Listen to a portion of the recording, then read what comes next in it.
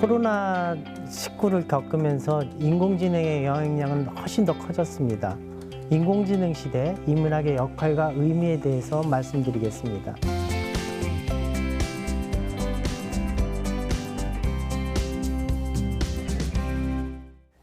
안녕하십니까. 저는 경기대학교 사학과 김기봉 교수입니다. 여러분 반갑습니다. 제 목소리 잘 들리시나요? 반갑습니다. 제가 말씀드릴 주제는 인공지능 시대 인문학의 역할과 의미입니다. 먼저 인공지능이란 무엇입니까? 인공지능은 SF 영화에 나오는 인조인간은 아직은 아닙니다. 지금 단계로는 인간의 뇌기능을 할 수 있는 기계입니다. 컴퓨터로 치면 메인 컴퓨터 밖에 외장하드 하나를 더 만들어 놓은 것입니다. 인간의 뇌를 외장한 것이 인공지능인데 문제는 그것이 성능이 점점 좋아져서 특정 분야에서는 인간의 뇌 기능을 초월하고 있다는 점입니다. 하지만 현 단계에서 인공지능은 터미네이터 같은 기계인간은 아닙니다. 어디까지나 인간의 뇌 기능을 보조하고 보완하는 도구 역할을 하고 있습니다. 크게 한번 생각해 보면 문자도 인간의 기억을 확장시키는 도구입니다. 문자의 발명으로 분명 인간의 기억력은 약화됐지만 인간성은 상실되지 않았고 오히려 인간의 존재 의미는 더 풍부해졌습니다. 결과적으로 문자의 발명은 인류 문명사에서 그 이전은 선사시대이고 그 이후는 역사시대라는 신기원을 일으켰습니다. 따라서 오늘날 우리가 문자 없이 사는 것을 상상할 수 없는 것처럼 이제 우리는 인공지능을 포기할 수 없습니다. 그렇다면 우리가 정말로 고민해야 될 문제는 인공지능이란 도구를 어떻게 하면 지혜롭게 사용하느냐입니다. 인공지능의 발달은 점점 더 많은 인간성의 변화를 초래할 것입니다. 인간이 그런 변화의 도전에 대한 응전을 어떻게 하느냐가 결국 미래 인류의 운명을 결정할 것입니다. 현생 인류는 탄생할 당시부터 그렇게 강력한 존재는 아니었습니다. 대부분의 동물은 특기가 있습니다. 힘이 세든지 이빨이 튼튼하든지 잘 날든지 아니면 바다 속에서 헤엄을 잘 치든지 거기에 비해 인간 신체 기능은 특별할 것도 그렇다고 아주 열등하지도 않습니다. 인간의 장점은 뚜렷한 특기를 가진 스페셜리스트가 아니라 두루두루 조금씩 잘하는 제너럴리스트라는 것입니다. 그런데 가장 이상적인 것은 뭡니까? 제너럴리스트이면서도 스페셜리스트가 되는 것입니다. 그런데 인간은 이 모순적인 스페셜하면서도 제너럴한 이 두 가지 특성을 성취했습니다. 그러다 보니까 오늘날 인간은 어떤 동물보다도 힘이 세졌고 하늘 높이 날 수 있고 바다 깊은 곳으로 들어갈 수 있게 됐습니다. 그렇다면 어떻게 인간은 그런 불가능한 목표를 성취했습니까? 인간의 우월한 특징을 가장 잘 보여주는 것이 현생 인류의 학명입니다. 현생 인류의 정식 학명은 호모 사피엔스 사피엔스입니다. 슬기롭고 슬기로운 인류라는 뜻입니다. 이런 신인류가 바로 크로마뇽인입니다. 돌을 쪼개서 돌칼을 만들고 동물뼈로 화살과 낚시 바늘을 만들고 얄탐이나 동굴에 나스커 벽화를 그린 사람들입니다. 이들은 도구를 전문화했습니다. 호랑이와 사자는 인간보다 힘이 셉니다. 그렇지만 그들은 인간을 보면 도망을 갑니다. 어떻게 해서 그런 일이 일어났을까요? 호랑이가 무서워하는 것은 사람이 아닙니다. 사람이 가진 총입니다. 총은 사람이 만든 도구이고 도구라는 것은 기본적으로 인간 신체를 확장시킨 것입니다. 홈이라는 것은 손을 연장시킨 거고 바퀴는 발을 연장시킨 거고 안경은 눈을 연장시킨 것입니다. 인류 문명사는 이런 도구의 발달사로 전개됐습니다. 그리고 도구라는 것은 인간이나 가축의 동력을 사용하는 것입니다. 이 도구가 기계로 전환시켜서 일어난 게 산업혁명입니다. 우리가 살고 있는 4차 산업혁명 시대는 인류 역사상 가장 빠르고 큰 변화가 일어납니다. 그 변화를 읽고 선도하는 것은 지식과 정보입니다. 예, 질문 있으신 분은 손을 좀 들어주시고요. 예, 그러면 한번 얘기를 해보시죠. 예, 예, 질문하십시오. 예. 4차 산업혁명이 인공지능과 빅데이터라고 한다면 5차 산업혁명은 인문학적 관점에서 볼 때 어떻게 예측하시나요? 5차 산업혁명을 얘기하는 사람은 못 들어본 것 같은데요. 4차 산업혁명은 어떻게 보면요. 이 코로나 사태가 일어나기 전에는 4차 산업혁명에 대한 논란이 많았습니다. 이게 현실이냐 아니면 수사냐. 그런데 코로나 덕분에 4차 산업혁명 10년 동안 할 거를 1년 만에 지금 우리는 한 건 셈이거든요. 그러니까 4차 산업혁명이라는 것 자체가 한마디로 얘기하면 디지털 트랜스포메이션입니다. 그게 뭐냐면 우리가 사는 건 아날로그적인 방식인데 지금 아날로그에서 했던 모든 것들이 디지털 공간으로 넘어간 거죠. 이게 이제 비대면으로 하는 거죠. 이게 이제 코로나19가 더 가속화시킨 거고, 그게 이제 4차 산업혁명이고, 그러다 보니까 지금 4차 산업혁명은 더 이상 이게 부정하는 사람 없는 거죠. 이게 이제 현실이고 필수라고 보게 된 거죠. 그 이유가 그 이후에는 5차 산업혁명이 무엇인가? 그거는 아직 잘 모르겠습니다. 단지 중요한 건 뭐냐면 이렇게 우리가 인간이라는 건 기본적으로 아날로그적 존재거든요. 내가 사는 거는 아날로그예요. 우리가 사회적 거리하고 이렇게 마스크 쓰고 하다 보니까 일어난 현상이 뭡니까? 코로나 블루입니다. 인간 신체는 오랫동안 진화한 단계에서는 아날로그적이었어요. 그런데 이것이 이제 만남이 없어지고 사회적 거리를 두게 되고 비대면을 하다 보니까 우리가 적응을 못 하는 거예요. 그러니까 우리의 생활 세계, 일상 세계 자체가 망가진 거죠. 이제 이런 면에서 볼 때 너무나 속성의 변화가 우리한테 병리적 현상이 벌어진 거죠.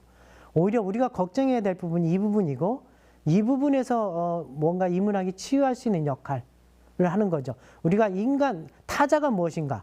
그러니까 타자는 바이러스가 아니거든요. 우리가 타자가 없으면 인간이 허무한 거예요. 이게 코로나 블루죠. 못 만나기 때문에 이제 이런 일상이 그리워진 거죠. 이런 측면으로 우리가 너무나 빨리 변화한 4차 산업혁명에 대한 균형 감각을 얻는 거, 삶의 균형을 해주는 거, 그게 인문학의 역할이라고 생각을 합니다. 인문학은요, 오래된 것이에요. 근데 혁명은 굉장히 빨리 변하는 거예요. 오히려 너무나 빨리 변하는 혁명적인 것 속에서 인간이 지켜야 될 게 무엇인가, 이것을 생각하는 게 인문학이라고 생각을 합니다. 그러니까 5차 산업혁명이라기보다는 4차 산업혁명으로부터 발생한 문제를 치유하는데 인문학이 무엇을 할 것인가, 저는 이것이 더 중요하다고 생각을 합니다. 인간이 의식을 갖고 있기 때문에 인간은 문화라는 걸 만들었습니다. 이렇게 인간이 의식을 깨우고 계명을 위해 만든 인간 나름의 문의가 바로 인문입니다. 인간은 나는 누구인가, 나는 무엇을 위해서 사는가를 자연 속에서 주어진 대로 살지 않고 자기 나름대로의 문의를 만들어서 그것에 의해서 살고 싶은 자는 자기만의 세계를 만든 것이고, 그게 문화이고, 그것을 통해서 나타난 게 인문학입니다.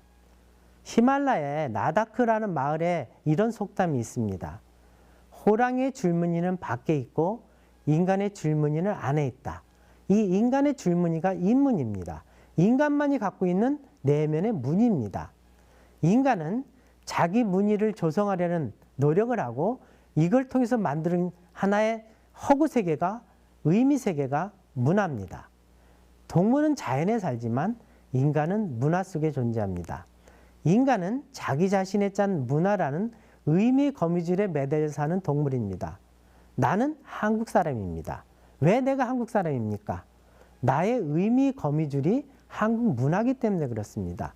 그러면서 인간만이 만든 게 뭐냐면 인륜 세계입니다. 인간적 윤리적 질서 세계를 만듭니다. 조선시대에는 이걸 유교를 가지고 했습니다.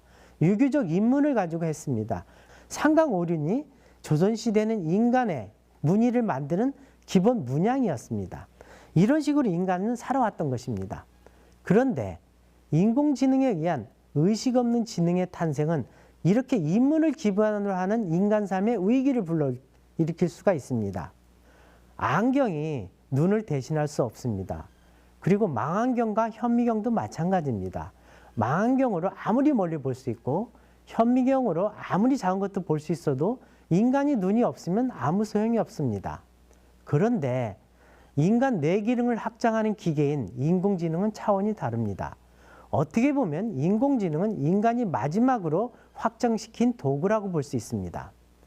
인공지능은 인간과 기계의 경계를 허물고 접합하는 신인류인 호모사피엔스를 출현시키고 있습니다. 그러니까 이전의 도구가 인간의 신체를 연장시켰다면 인공지능은 인간의 뇌를 연장시킨 것입니다. 그렇게 하다 보니까 기계와 인간의 구분이 허물어지기 시작하는 것입니다. 이미 특정 분야에서 인공지능이 인간의 생각을 대체하는 전조현상들이 발생하고 있습니다. 이것이 우리가 일상적으로 경험하는 게 바로 운전입니다. 운전의 알파고가 내비게이션입니다. 우리가 오늘날 많은 사람들이 내비게이션을 통해서 운전을 합니다. 그러다 보니까 어떻게 됐습니까? 사람들이 길치가 돼버린 겁니다. 길을 모르게 됐습니다. 인간이 내비게이션을 사용하는 사용자가 아니라 내비게이션의 지시를 수행하는 것으로 바뀌게 된 겁니다. 운전하는 주체는 내가 아니라 내비게이션이 돼버린 것입니다. 이것이 해겔이 말하는 주인과 노예의 변증법입니다. 도구를 만들고 기계를 만든 것은 인간입니다. 근데 이제는 인간이 기계의 명령에 따라서 하는 노예가 돼버린 것입니다. 이것이 바로 도구적 이성입니다. 인간의 이성이 도구처럼 작동하게 된 것이고 도구적 이성이 인간이 갖고 있는 이성을 압도하게 된 것입니다. 이렇게 되면 인간성의 위기가 발생합니다. 인공지능이 그런 역사를 일으키는 이유는 인간 신체에서 뇌가 갖고 있는 특별한 위상 때문에 그렇습니다. 내가 뇌를 사용하는 것이 아니라 뇌가 나를 사용합니다. 나는 뇌가 보고 느끼고 판단하고 뇌의 지시대로 행동합니다. 그렇다면 나의 뇌입니까? 뇌의 나입니까? 그리고 이 물음을 던지는 나는 무엇입니까? 그런 성찰을 하는 나는 뇌가 아닙니다. 의식입니다. 의식은 내가 하는 생각에 대한 생각을 하는 것입니다. 그런데 그 의식은 어디서 일어납니까? 뇌에서 일어납니다. 뇌에서 뇌에 대한 반성 능력이 생겨난 것입니다. 이게 바로 메타인지 기능입니다. 메타인지란 자기를 성찰하는 능력입니다. 인간이 짐승과 구분되는 지점이 바로 이겁니다. 인간이 짐승이 아닐 수 있는 것은 의식을 갖고 있기 때문에 그렇습니다. 그런데 인공지능에 의한 의식 없는 지능의 탄생은 이렇게 인문을 기반으로 하는 인간 삶의 위기를 불러일으킬 수가 있습니다. 인공지능이 인간 삶의 내비게이션으로 작동하면 인간은 의식을 상실하고 인간성 위기가 발생합니다. 인공지능은 결국 인간의 뇌를 모방한 것이고 뇌 기능을 할 수 있는 것이고 그 기능이 인간보다 더 잘하게 되면 결국 인간은 인류가 만든 최고의 발명품이면서 마지막 발명품이 될 수도 있습니다. 인공지능이 세상을 바꿀 겁니다. 그러면 누가 인공지능을 바꿀 수 있습니까? 의식입니다. 인류 미래의 운명은 인간의 의식에 달려 있습니다. 인간이 의식을 각성할 때 인공지능의 노예가 아닌 주인의 삶을 살 수가 있습니다. 인류 문명의 운전자로 살 수 있는 의식을 키우는 것, 이렇게 의식을 깨우는 것이 바로 인문학의 역할입니다. 우리는 내비게이션의 도움을 받으면서 운전을 합니다. 그런데 때때로 그 지시를 거부할 자유와 의식을 갖고 있습니다. 그런데 이 자유와 의식을 포기하면 인간으로서 존재 가치를 상실하고 결국은 삶 자체가 무의미해질 수 있습니다. 왜냐하면 내비게이션의 노예가 되기 때문에 그렇습니다. 내가 생각하지 않기 때문에 그렇습니다. 생각하지 않고 무조건 검색하기만 하면 됩니다. 그렇다면 결국 어떻게 되겠습니까? 내비게이션이 운전을 하는 겁니다. 나는 내비게이션이 그러다 어느 날 자율주행 자동차가 나오게 되면 그것마저도 안 하게 되는 겁니다. 그게 과연 인간한테는 편리하지만 인간은 의식이 없어지는 겁니다. 오늘날 인문학 위기는 인문대 졸업생이 취업이 안 돼서 문송합니다. 문과라서 죄송합니다. 그런 말이 나오기 때문이 아닙니다. 인문학 위기의 본질은 이런 인간성과 인간 존재의 의미에 관한 문제이기 때문에 심각합니다. 우리가 인공지능을 개발하는 목적이 인공지능이 지배하는 세상을 만들려는 것이 결코 아닐 것입니다. 인공지능 연구가 인류 자살 행위가 되지 않으려면 인문학적 성찰을 해야 됩니다. 인문학적 성찰을 하지 않고 사는 인생은 의식 없이 사는 것입니다. 아무리 맛있는 음식도 맛을 의식하지 않으면 무슨 의미가 있습니까? 인생도 마찬가지입니다. 인공지능이 인간 삶의 내비게이션으로 작동하면 인간은 의식을 상실하고 인간성 위기가 발생합니다.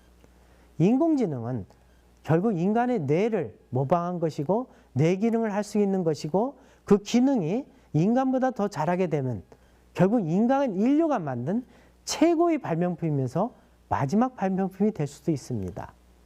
인공지능이 세상을 바꿀 겁니다. 그러면 누가 인공지능을 바꿀 수 있습니까? 의식입니다. 인류 미래의 운명은 인간의 의식에 달려 있습니다. 질문이 필요하신 분 먼저 손을 좀 들어보시죠. 한번 말씀해 보세요. 예.